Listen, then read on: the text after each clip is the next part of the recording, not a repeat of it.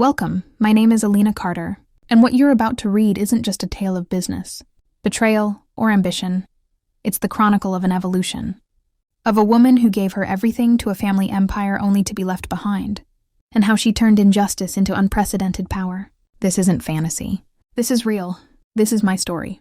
For over a decade, I was the beating heart of Carter & Lane, the legacy consulting firm my father built from scratch. What began as a modest service out of a rented office on 5th Street had grown into a multi-million-dollar powerhouse, known for turning failing corporations into market leaders. I joined at 22, fresh out of grad school, armed with spreadsheets, strategies, and a relentless belief in our family name. I was the first to arrive and the last to leave.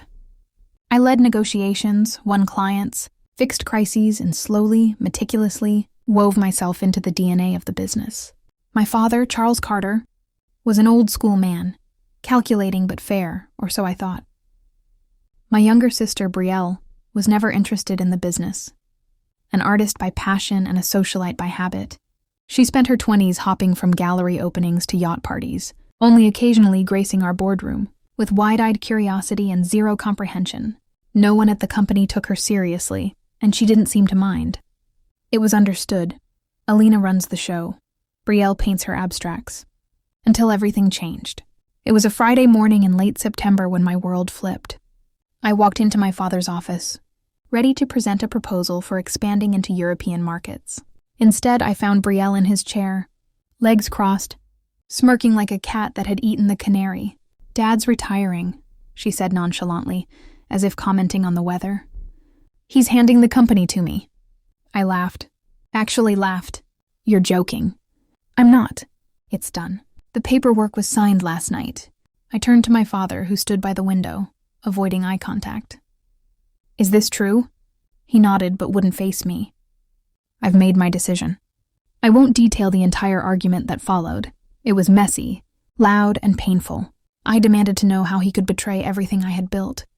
He muttered something about wanting to keep the company in the family, and how Betrayal needed a purpose. "She's family," he said. "So am I replied. But it didn't matter. The ink was dry. The company, my company, was no longer mine. I walked out that day, not just from the office, but from the role I had lived and breathed for 10 years. I didn't cry. I didn't beg. I just left. The silence from their end was deafening. No apology. No attempt to bring me back. It was as if I had never existed. But here's where the story turns. 7 days later, exactly 1 week, I received a call. Unknown number. I let it ring twice before answering. "Alina?" It was my father. His voice was tight with strain. "I thought I was no longer relevant," I said calmly. "Listen, we've lost Halcyon Group." I paused. Halcyon Group, our biggest client. $8 million in annual retainers. Gone? What happened? I asked, feigning politeness. "They said they don't trust Betrayal's leadership. The transition was rushed. They're pulling out, effective immediately." Silence stretched between us. I could hear the desperation in his breath. "We need you to come back." I smiled then, slow and deliberate. This was the moment. Not revenge by scheme or sabotage. No, this was natural justice unfolding in real time. The consequences of arrogance returning to collect. "I'll consider it," I said. "But only under one condition." "Anything," he said too quickly. "I want controlling ownership. 51%. My terms or no deal." He stammered, argued, pleaded. But deep down he knew. He had no leverage anymore. They needed me more than I ever needed them. And so with that, the torch was passed. Properly this time. I returned not as the daughter begging for recognition, but as the majority shareholder, CEO, and architect of Carter & Lane's future.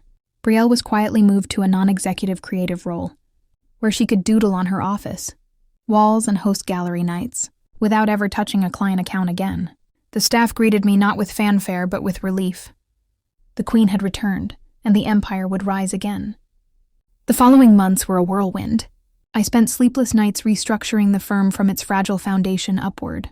I called every former client personally, reassuring them of our new direction. Some were skeptical, but many admired my candor and welcomed my return.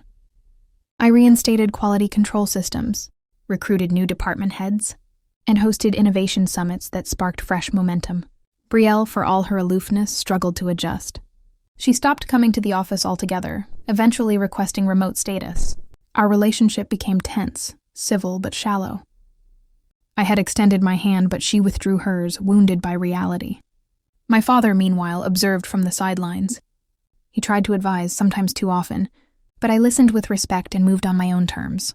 We shared more silence than conversation in those early days, but I could see it in his eyes, regret. Not just for what he did, but for what he failed to see. By the end of the first fiscal year under my leadership, Carter and Lane had exceeded revenue projections by 23%. We secured 2 new 7-figure contracts and opened a branch in Amsterdam. I launched a mentorship program for young consultants, one of whom would later tell me, "You don't just run a company, Alina. You resurrect legacies." It wasn't about vengeance anymore. It was about vision.